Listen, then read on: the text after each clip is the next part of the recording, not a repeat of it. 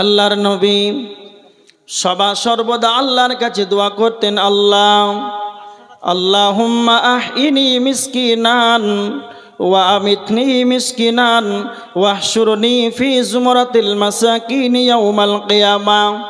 আল্লাহর নবী আল্লাহর কাছে দোয়া করতেন, আল্লাহুম্মা, হে আমার রব, আহইনি মিসকিনান, হে আল্লাহ, আপনি আমাকে যতক্ষণ জীবিত রেখেছেন আপনি ততক্ষণ আমাকে গরিব অবস্থায় জীবিত রাখেন।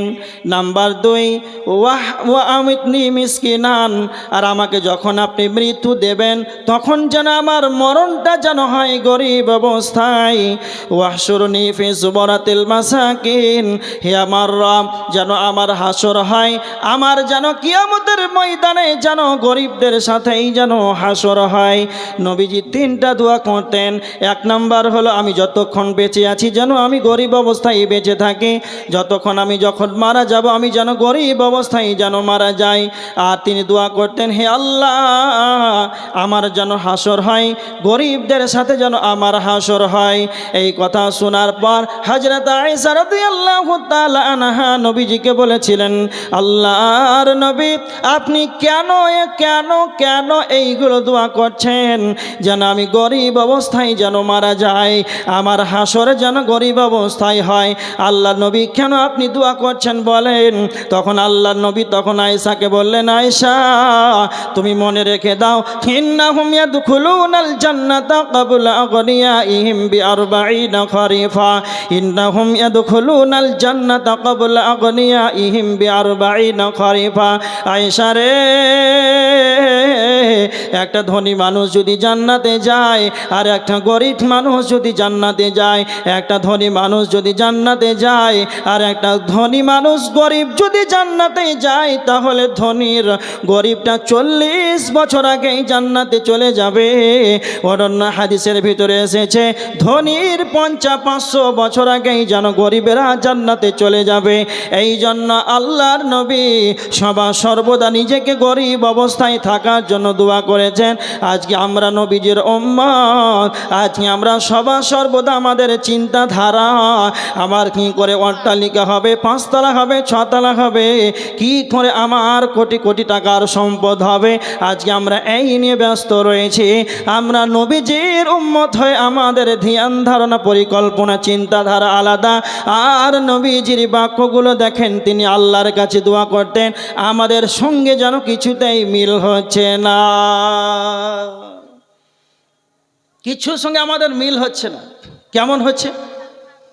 আজকে আমাদের এতই ধন সম্পদ, টাকা এই নিয়ে আমরা ব্যস্ত। আল্লাহ রসুল বলছেন যে আদম সন্তানকে যদি ধন সম্পদ ভরা 2খানা মাঠ যদি দেওয়া হয়, তো সে বলবে যে আল্লাহ, আরও যদি আর একটা পেতাম, 3টা যদি হতো তাহলে ভালো হতো। নবীজি বলছেন, ওয়ালা ইয়ামলাউ জাওফা ইবনে আদম ইল্লা তুরাব, আদম সন্তানদের মাটি ছাড়া এদের পেট ভরবে না। আদম সন্তানকে যদি 2টি মাঠ ভর্তি সম্পদ দেওয়া হয়, তাহলে সে বলবে আল্লাহ, আরও যেন পাই, আরও যেন পাই, আরও যেন পাই। এই নিয়ে তারা দুনিয়া নিয়ে পাগল হয়ে আছে। যখন তাদের 3 মুষ্টি মাটি পড়ে যাবে, মাটিতেই তাদের পেট ভরে যাবে, আদম সন্তানদের মাটি ছাড়া পেট ভরবে না। আল্লাহর নবী বলেছেন, তিরমিজি শরীফের 2339 নম্বর হাদিস, নবীজি বলছেন, আদম সন্তান বুড়ি হয়ে যায়, আদম সন্তান বুড়ি হয়ে যায়, কিন্তু আদম সন্তানের 2টি যেন খাসলত বুড়ায় না। সেই 2টা হলো আল হিরসু আলাল মাল, আল হিরসু আলাল ওমর। তাদের 2টি জিনিস বৃদ্ধ হয় না। একটা, সে মনে মনে ভাবে, আল্লাহ, আমার যেন বয়সটা যেন আরো বৃদ্ধি পেয়ে যায়, আমি যেন আরো বেঁচে থাকি।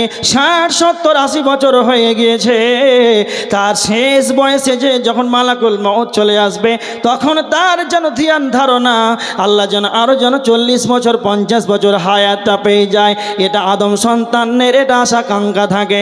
নাম্বার 2, আল হিরসু আলাল মাল, সীমিত অবস্থায় তখন তার কাম্য হয়, চিন্তাধারা হয়, সে যেন আরো মাল, যেন আরো সম্পদটা তার বেড়ে যায়। নবীজি বলছেন, আমার সব চাইতে বেশি ভয় হয় বুখারীর হাদিস 3158 নম্বর হাদিস। নবীজি বলেছেন আমার উম্মত গরিব হয়ে যাবে, আমার উম্মত অনাহারে থাকবে, গরিব অবস্থায় থাকবে, এটা আমার ভয় নাই। কিন্তু আমার সব চাইতে যেটা বড় ভয় যে আমার উম্মতের মাল বেশি হবে, এদের টাকা বেশি হবে, সম্পদ বেশি হবে, আর এরা মাল পেয়ে সম্পদ পেয়ে এরা দিন থেকে বেরিয়ে যাবে, এটাই আমার সব চাইতে বড় ভয়। আজকে মুসলমান সমাজকে দেখেন, টাকার অভাব নাই, মালের অভাব নাই, খাওয়ার অভাব নাই, কিন্তু মসজিদে মুসাল্লিকে খুঁজে পাওয়া যায় না। ফজরের সলাতে ইমাম 4 জন মুসাল্লি নিয়ে সলাত আদায় করছে, কার মানে এদের পেটে খাওয়ার অভাব নাই, ব্যাংকে টাকার অভাব নাই, জমি জায়গার অভাব নাই। কিন্তু এটাই নবীজি বলছেন আমার সব চাইতে বড় ভয় হয় এরা টাকা বেশি হবে, মাল বেশি হবে, সম্পদ বেশি হবে, এর মাল পাওয়ার পর যেন তারা আমার দিন থেকে এরা বেরিয়ে যাবে। এতটুকু আলোচনা করলাম। এইদিকে দেখেন, এইদিকে দেখতে দেখতে কী করছেন ওদিকে আমি বুঝতে পারছি না। এত তাড়াতাড়ি চোখ ঘুরিয়েছেন, মানে খুব ভালো করে থাকেন, চেয়ে থাকেন এদিকে। আল্লাহ রসুল বলছেন যে আদম সন্তান বুড়ি হয়ে যায় কিন্তু তার 2টা খাসলত বুড়ায় না, এই 2টা থাকে। কি না, তো সে বলে যে আমার যেন আরও মাল হয়, টাকা পয়সা যেন আরও বাড়ে। এটা বুঝতে পারলেন? আর বুঝাতে হবে। এটা আমাদের হচ্ছে না, হয় না? সবাই বলেন হচ্ছে না, হয় না? তা আল্লাহ রসুলকে মিথ্যা কথা বলছেন, হবে। আর একটা কথা দেখেন, আল্লাহ রসুল সাল্লাল্লাহু আলাইহি ওয়াসাল্লাম বলছেন আমার ভয় হয় যারা টাকা পেয়ে দিন থেকে বেরিয়ে যাবে। বের হচ্ছে না, বের হয় না? যারা কোটি কোটি টাকার মালিক, আপনাদের এলাকায় জলসাতে এসেছে, আপনার মাদ্রাসা চললো তো কি আর না চললো তো কি, দিনের ব্যাপারে বেখবর, গাফেল, কোনো ব্যাপার নাই। কে আছেন আল্লাহর গোলাম? মসজিদ, আপনাদের এই মাদ্রাসা, এখানে কোরআন শিক্ষা দেওয়া হয়,